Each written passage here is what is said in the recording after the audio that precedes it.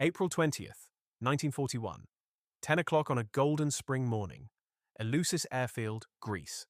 4 minutes flying time from the Parthenon. Squadron Leader Marmaduke Thomas St. John Pattle climbs into the cockpit of a Hawker Hurricane. 26 years old, South African, 5'6", 140 pounds. The face, as one pilot described it, of a cat who knew all 9 of its lives had already been used up. He has a temperature of 102. He can barely stand. His adjutant, George Rumsey, grabs his arm. "Don't fly, you can't fly." Pattle shakes him off and keeps walking. 15 hurricanes. That is the entire Allied Air Force left in Greece. 15 single-engine fighters against the Luftwaffe. Their orders are simple. Fly in tight formation over Athens. Boost civilian morale. Show the people someone is still fighting. Among the 15 pilots is a 24-year-old junior officer named Roald Dahl. He has never spoken to Pattle, but he knows the legend. Every pilot in the Middle East knows the legend. More enemy planes destroyed than any Allied pilot alive. 40, 50, maybe more. Nobody is certain of the exact number, because the records that could prove it are about to be destroyed. They circle the city in tight formation.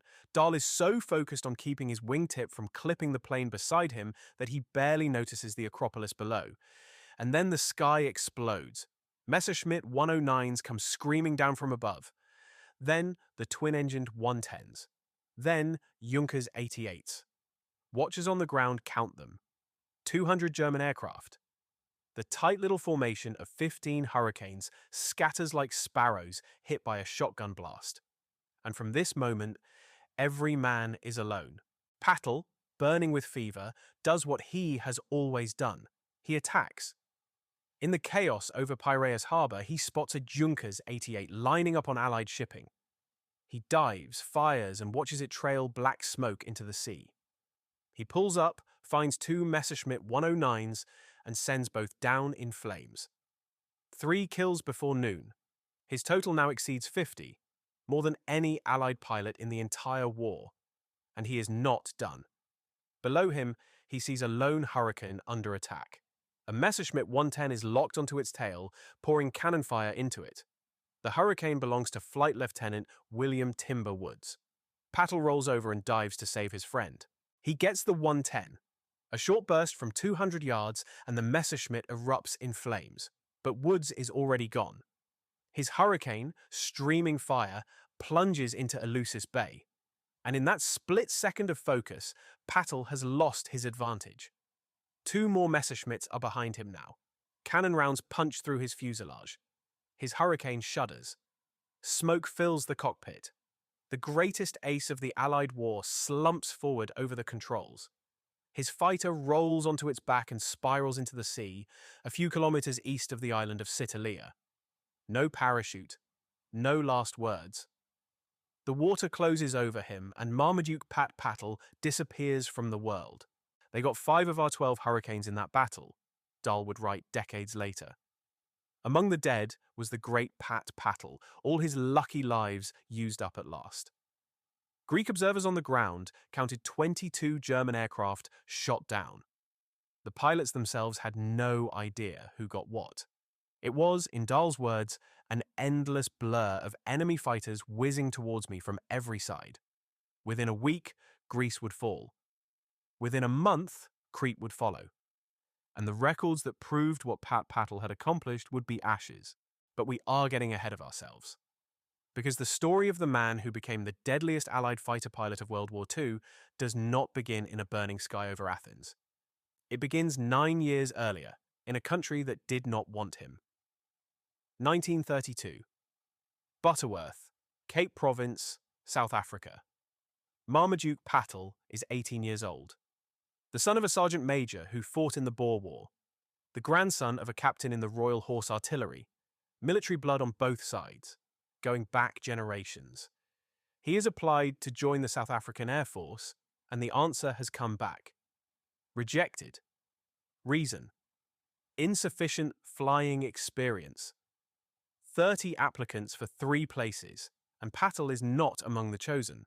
This is the moment where most stories end. The boy who wanted to fly but couldn't. But Pattle is not most boys.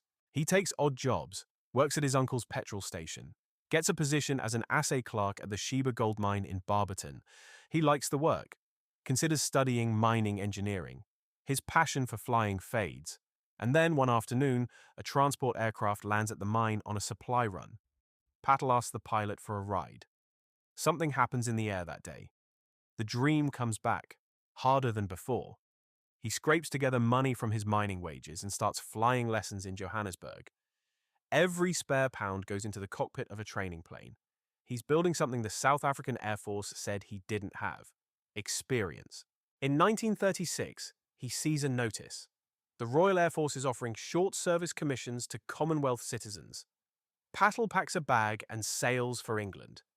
If South Africa won't have him, Britain will. He arrives at RAF Prestwick for flight training, and something becomes immediately clear to his instructors. This man is not like the others. His coordination is exceptional. His eyesight is extraordinary. His feel for the aircraft is almost supernatural. He trains on the Gloster Gauntlet, the old fixed-wing biplane, and earns the highest ratings. By 1937, Pilot Officer Pattle is assigned to Number 80 Squadron, flying the newest biplane in the RAF inventory, the Gloster Gladiator. The Gladiator. Remember that name. This is the aircraft that the greatest Allied ace would fly into combat, and it tells you everything about the war he fought. The last biplane fighter ever built for the Royal Air Force. Top speed, 257 miles per hour. Armed with 4 Browning .303 machine guns, 2 synchronized through the propeller, 2 mounted in the lower wings. An enclosed cockpit which was considered revolutionary. And by 1940 it was already obsolete. The Messerschmitt 109 could do 350. The Hurricane could do 340. The Spitfire, 360. The Gladiator was a horse in a war of tanks, and Pattle would ride it into battle anyway. Number 80 Squadron ships out to Egypt to guard the Suez Canal. Amria Airfield, west of Alexandria. Sand, heat, flies, and waiting.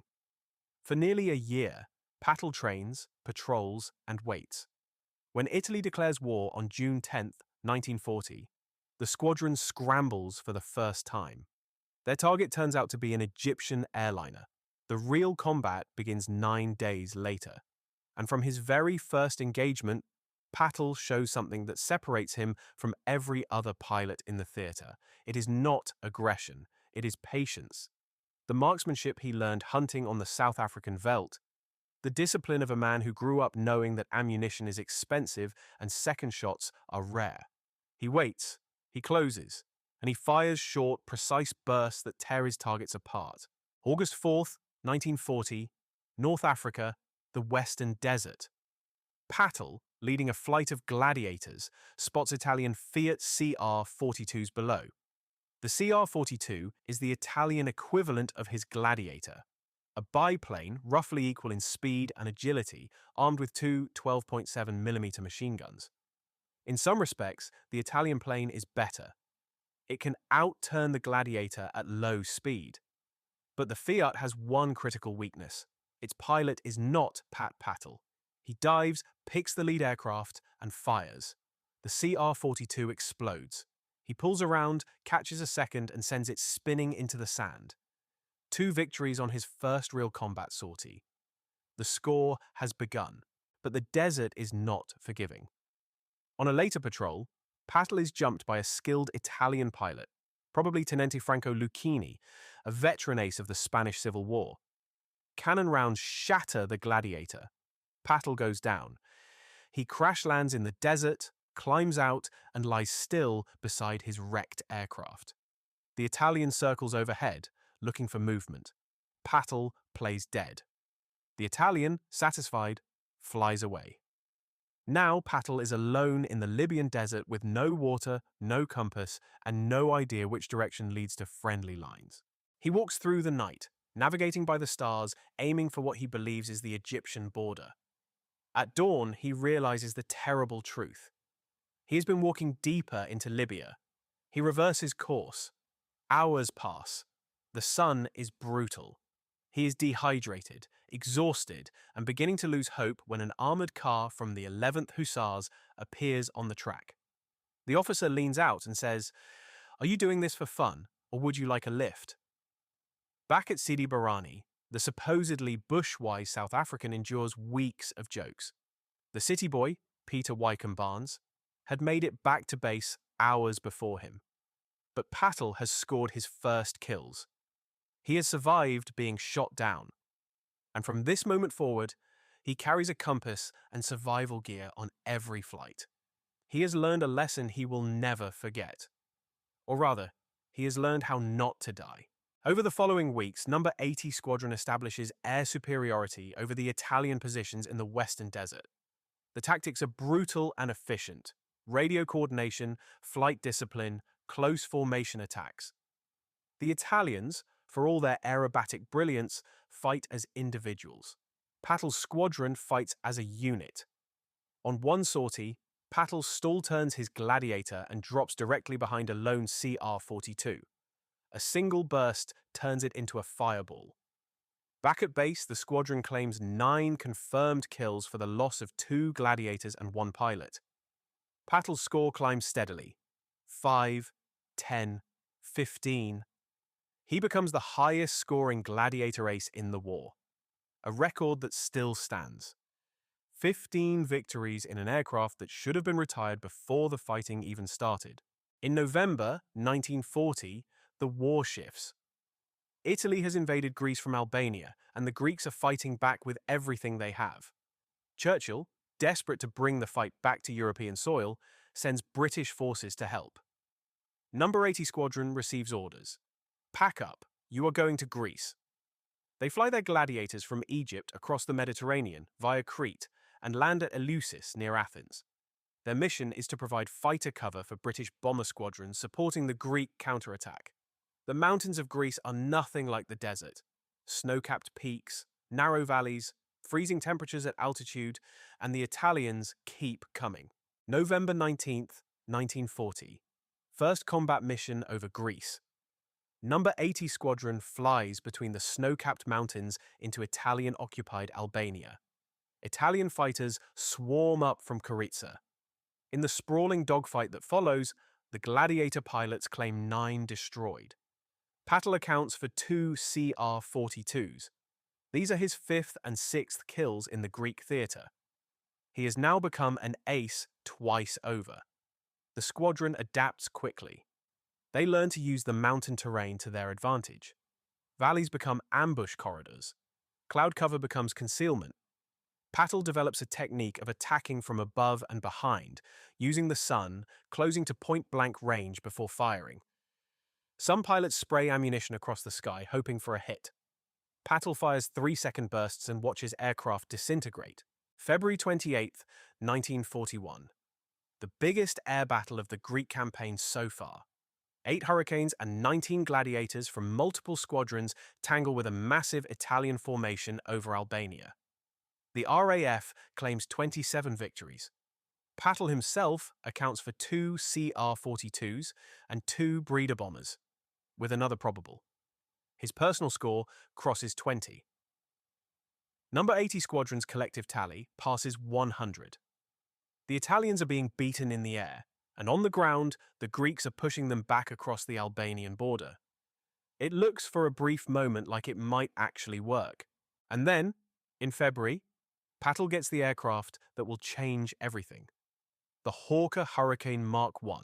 It is not a biplane, it is a monoplane. Top speed, 340 miles per hour. 8 Browning .303 machine guns in the wings, 334 rounds per gun. The firepower has doubled, the speed has jumped by nearly 100 miles an hour. For a pilot who has been fighting a modern war in an antique, this is like trading a sword for a rifle. His first combat in the Hurricane, February 20th. A flight of 6 Hurricanes escorting 16 Blenheim bombers to Berat. Italian Fiat G50s scramble to intercept. Pattle leads his section straight at the lead Italian and presses the gun button for the first time in a Hurricane. The G50 explodes. If you want to understand what happened next, you need to understand what happened on the other side of the border. On April 6th, 1941, Germany invades Greece. The Wehrmacht, fresh from its victories across Western Europe, pours across the Bulgarian frontier with armor, artillery, and air power that dwarfs anything the Greeks or British can field. And with the Wehrmacht comes the Luftwaffe, Messerschmitt 109s, Messerschmitt 110s, Junkers 87 Stukas, Junkers 88 bombers, Dornier 17 reconnaissance planes, hundreds of aircraft, flown by experienced pilots who have been fighting since Poland. The Italians were skilled but outmatched. The Germans are a different kind of enemy entirely. On March 12th, Pattle is promoted to acting squadron leader and given command of number 33 Squadron at Larissa. It is his first command, and he walks into a hostile room. The veterans of 33 Squadron resent him. They believe one of their own should have been promoted. Pattle gathers them together and delivers a speech that nobody in the room will ever forget. "This is my first command. I intend to make it a successful one.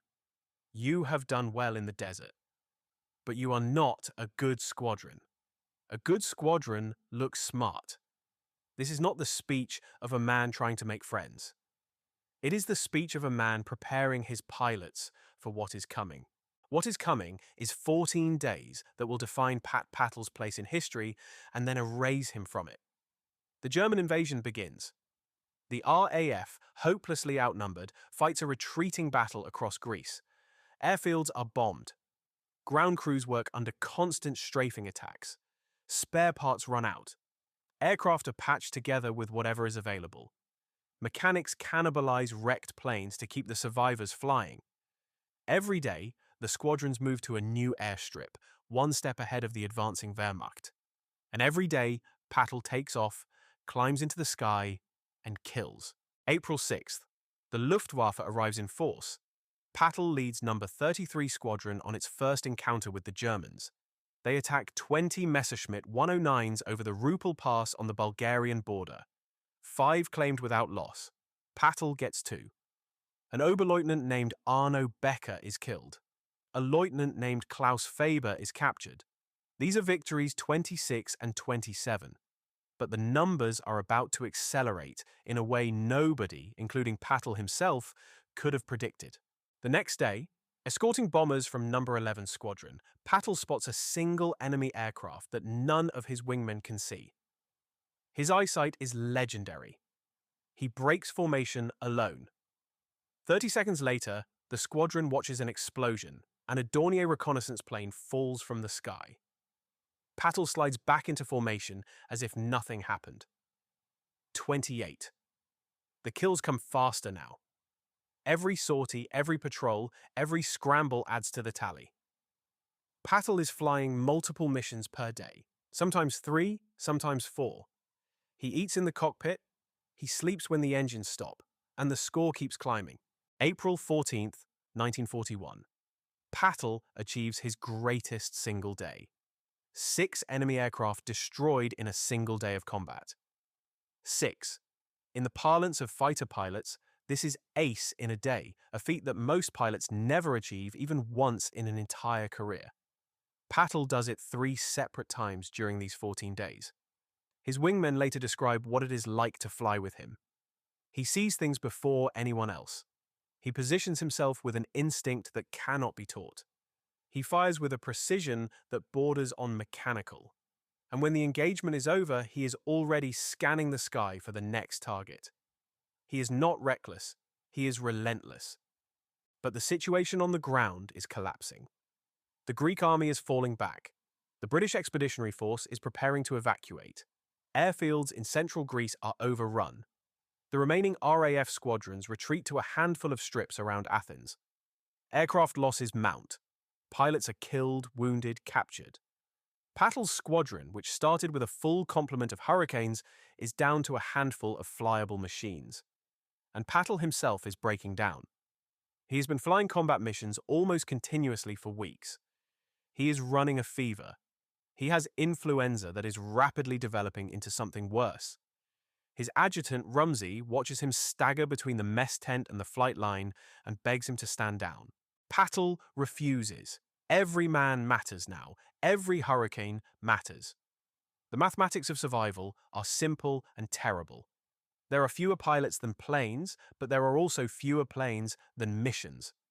Every man who cannot fly means one more gap in the formation, one more bomber that gets through, one more ship in the harbor that burns. Pattle understands this. He has always understood this. The boy who was rejected by his own air force, who worked at a petrol station and a gold mine, who sailed across the world to prove he could fly, is not going to stop now. Not while there are still targets in the sky. If you're finding this story as incredible as I do, take a second to hit that like button and subscribe. It genuinely helps get these forgotten stories to more people. Now, back to Greece. April 19th, the day before the end. Pattle takes off that morning for what should be a routine patrol. It becomes anything but. Over the Larissa plain, he encounters a formation of German aircraft and engages. When he lands, he has 6 new kills to his name. 6 in one day. Again. His total is now somewhere around 50. The exact number is uncertain because in the chaos of the Greek retreat, record keeping has become impossible. Logbooks are incomplete. Witnesses are scattered across 100 miles of collapsing front line. What is certain is that no Allied pilot has ever destroyed more enemy aircraft in aerial combat. What is also certain is that Pattle can barely walk when he climbs down from the cockpit. That evening, the remaining pilots of number 33 and number 80 squadrons gather at Eleusis. The mood is grim. Everyone knows what tomorrow will bring. The Germans have identified the Allied evacuation routes and shipping points. They will come with everything they have. Pattle is visibly sick. His face is grey. His uniform hangs on a frame that has lost pounds in the past 2 weeks. Someone suggests he should go to the medical officer. Pattle says nothing. He checks his Hurricane, confirms the ammunition belts are full, and goes to sleep in a chair beside the runway. Dawn, April 20th. The day that will end everything. The Luftwaffe begins its assault on Athens at first light. Massive formations of bombers and fighters stream toward Piraeus harbor, where Allied ships are loading troops for evacuation. Pattle is already in the air. On his first sortie, he intercepts German raiders and shoots down a Junkers 88 and 2 Messerschmitt 109s. 3 more kills. His total is now beyond any reasonable doubt the highest of any Allied pilot. He lands, refuels, and waits. The next mission is the one that will kill him. Around 10 o'clock, someone behind a desk in Athens or Cairo decides that the entire remaining Hurricane force should fly together over the city. A morale mission. Show the people of Athens that the RAF is still here. 12 Hurricanes take off from Eleusis and form up in tight formation. Pattle leads them. They circle the city. The Parthenon gleams in the spring sunlight below. And then 200 German aircraft appear from every direction. Messerschmitt 109s diving from above. Twin-engined 110s coming in from the flanks. Junkers 88s pressing through to the harbor. The tight formation disintegrates in seconds. What follows is 30 minutes of absolute carnage in the skies above one of the oldest cities in the world. Every pilot is fighting alone. Dahl, the future children's author, is dodging tracer fire and watching hurricanes burn. Aircraft are falling from the sky on both sides. Smoke trails mark the paths of the dying.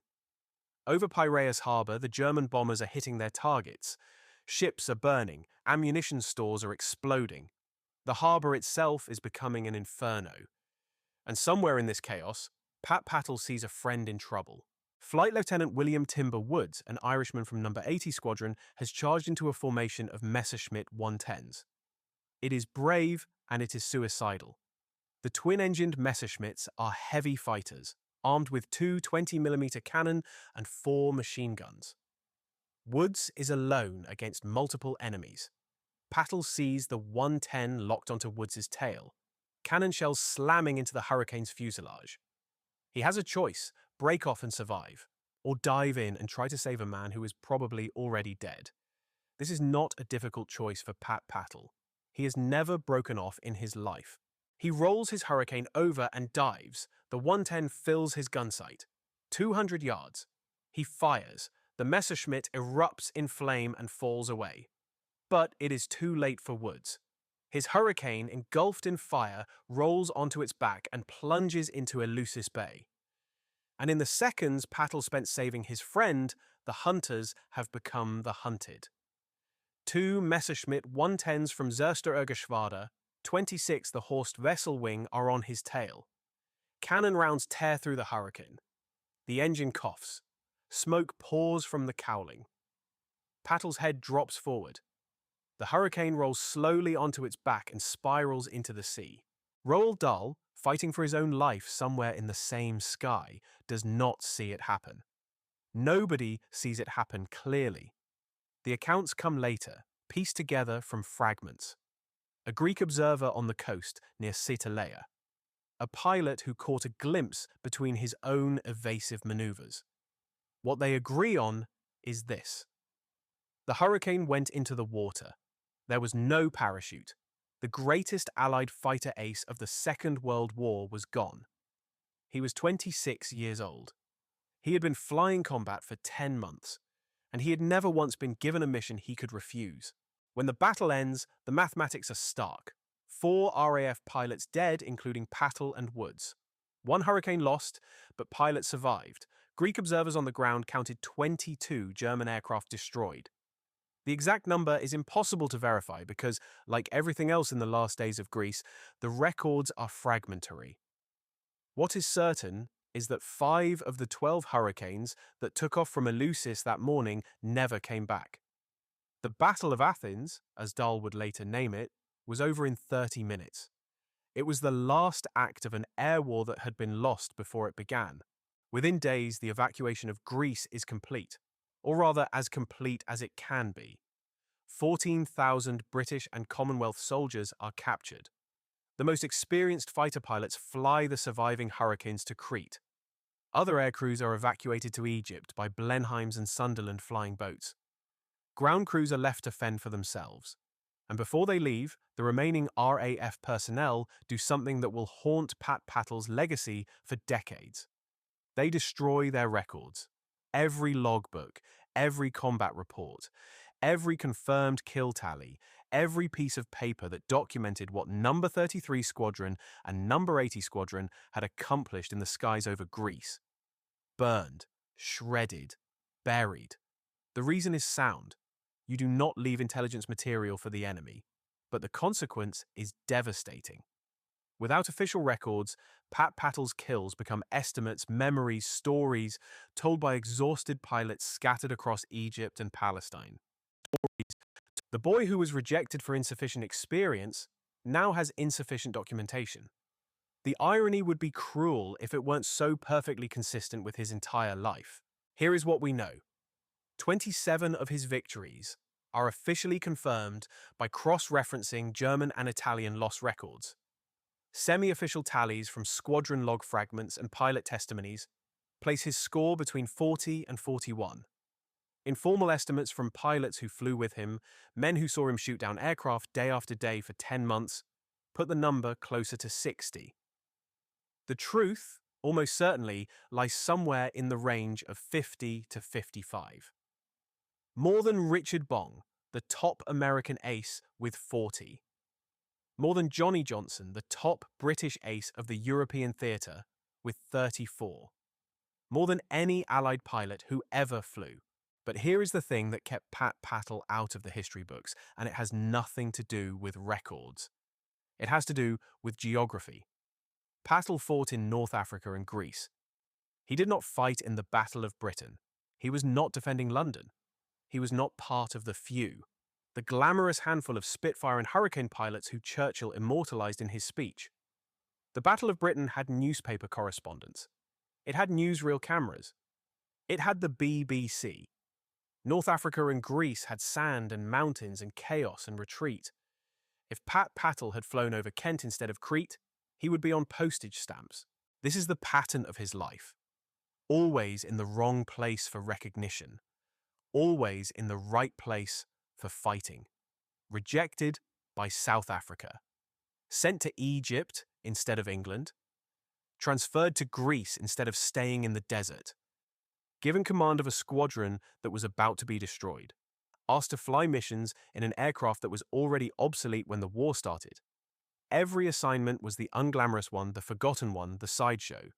And in every sideshow, he was the main event. But there were no cameras to prove it. The story should end there. The ace who was forgotten because his records burned and his theatre was wrong. But there is one more twist, and it is perhaps the cruelest of all. After the fall of Greece, after the fall of Crete, the war moves on. North Africa, Sicily, Italy, Normandy, the great campaigns that fill the history books and the documentaries. Hundreds of new aces are born. Americans, British, Australians, Canadians. They have PR officers and war correspondents and official photographers. Their kills are tallied, verified, and published. Their names are household words by 1945. Pattle is a ghost. For 20 years after the war, almost nobody outside of a small circle of surviving pilots knows his name. The man who shot down more enemy aircraft than any Allied aviator in history is not mentioned in standard histories of the air war. He is not in the encyclopedias. He is not in the museums. He does not appear in the films or the newsreels or the commemorative stamps. He exists only in the memories of men who are getting older, their numbers shrinking every year, their stories dismissed as exaggeration. And then, in the late 1960s, a researcher named E.C.R. Baker begins asking questions. Baker tracks down the surviving pilots of 80 and 33 squadrons. He collects their testimonies. He cross-references Italian and German records. He pieces together, kill by kill, sortie by sortie, the career of Pattle. The result is a book titled Ace of Aces, and when it is published, the aviation world is stunned. The greatest Allied ace of the war had been hiding in plain sight, his story buried under the ashes of a Greek evacuation and the indifference of post-war history. Baker's book does what the RAF's record keepers never could. It gives Pattle his score back, and then there is Roald Dahl. The gangly young pilot who flew beside Pattle on the last day becomes one of the most famous authors in the world. Charlie and the Chocolate Factory, James and the Giant Peach, Matilda, the BFG, books that have sold hundreds of millions of copies. In 1986, Dahl publishes his second autobiography, Going Solo, and in it he describes the Battle of Athens. He describes Pattle. He was a very small man and very soft-spoken. He calls Pattle, without qualification or hesitation, the Second World War's greatest flying ace. Coming from a man who was there, who saw it, who nearly died in the same battle, these words carry a weight that no official record ever could. Air Marshal Sir Peter Wykeham, who flew with Pattle in Egypt and later rose to the highest ranks of the RAF, offered his own assessment. Pattle was a natural. Some fighter pilots did not last long because they were too kind to their aircraft. Others were successful because they caned it half to death. But Pat was a sensitive pilot who considered his machine. And somehow he got more from it than anyone else, and possibly more than it had to give. This is not the language of casual praise. This is a 4-star general describing the best pilot he ever saw. Consider what Pattle accomplished. 15 kills in a Gloster Gladiator, a biplane that had no business being in a Second World War combat zone. 35 or more kills in a Hawker Hurricane, a good aircraft but not a great one, outperformed by both the Spitfire and the Messerschmitt 109. He was 3 times an ace in a day. He was shot down 3 times and survived every crash. He flew in 2 theaters that the history books barely mention. He commanded a squadron for 5 weeks before he was killed. He was 26 years old and had been in combat for 10 months. Nobody who ever flew with him has ever named a better pilot. In 1990, the Hellenic Air Force erected a monument at the Eleusis Air Base. It commemorates Pattle and the 51 Greek and 79 British airmen who died defending Greek skies from October 1940 to May 1941. The monument was the idea of Greek veterans who remembered the 15 hurricanes circling over their city on that April morning. The architect deliberately avoided traditional monumental forms, no bronze hero on a pedestal, just an architectural composition where the idea of sacrifice is the soul of the design. Pattle would have approved. He was never a man for pedestals. His body has never been found. His hurricane lies somewhere on the bottom of Eleusis Bay, amid the shipwrecks and the mud, a few kilometers from the island of Salamis, where 24 centuries earlier, Greek triremes had destroyed a Persian fleet and saved Western civilization. History, it seems, has a taste for irony. The man who gave everything defending Greece rests in the same waters where Greece's greatest naval victory was won. His name is inscribed on the Alamein Memorial to the missing in Egypt, alongside thousands of other Commonwealth airmen whose bodies were never recovered. Panel number 70. Column C, one name among many. Every year on April 20th, poppies appear at the Elefsina Memorial. Not many, no tourists, no television cameras, just a quiet ceremony at a military airbase outside Athens, where a handful of people remember the day 15 hurricanes went up against 200 German aircraft, and the greatest ace of them all fell into the sea trying to save a friend. There is a question that haunts every historian who studies Pattle's story. What if he had survived? He was 26. The war had 4 more years to run. Give him a Spitfire Mark 9 or a Mustang and a squadron in the Western Desert or over Sicily or over Normandy. Give him another 2,000 hours of combat flying. Give him the cameras and the correspondence and the newsreels. Where does the score end? 70, 80, 100? We will never know. What we know is that in 10 months, in obsolete and adequate aircraft, fighting in forgotten theatres against enemies who outnumbered him 10 to 1, a small, quiet South African accumulated more aerial victories than any Allied pilot who ever lived. And then he disappeared. The greatest fighter ace nobody knows. Rejected at 18. Ace at 25. Dead at 26. Forgotten for 30 years. Rediscovered by a children's author and a dogged researcher. Commemorated by the country he died defending, ignored by the country he defended it for. His hurricane is still down there in the dark waters of Eleusis Bay, keeping company with Persian triremes and the ghosts of sailors from a dozen wars. Pattle does not need a pedestal. He needs someone to tell his story, and now you know it.